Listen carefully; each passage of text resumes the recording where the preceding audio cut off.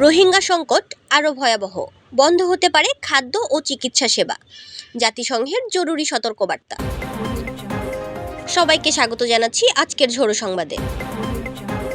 কক্সবাজারে থাকা প্রায় 10 লাখ রোহিঙ্গা শরণার্থীর জন্য মানবিক সহায়তা প্রায় বন্ধের পথে।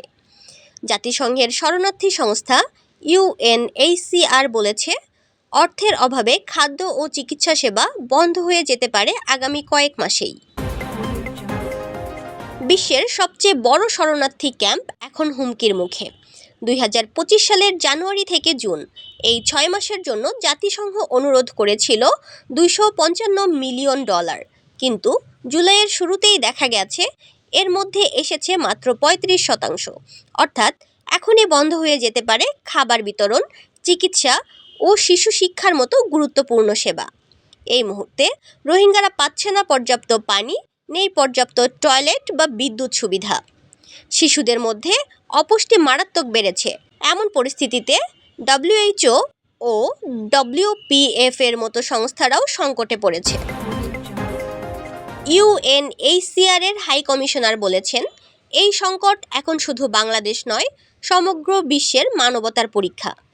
বাংলাদেশ সরকারও বলেছে, এভাবে চলতে থাকলে দেশের অভ্যন্তরীণ নিরাপত্তা ও অর্থনীতিতে চাপ আরও বাড়বে। জাতিসংঘ দ্রুত বিশ্ব নেতাদের এগিয়ে আসার আহ্বান জানিয়েছেন, যেন এই তহবিল জোগাড় করে মানবিক বিপর্যয় এড়ানো যায়।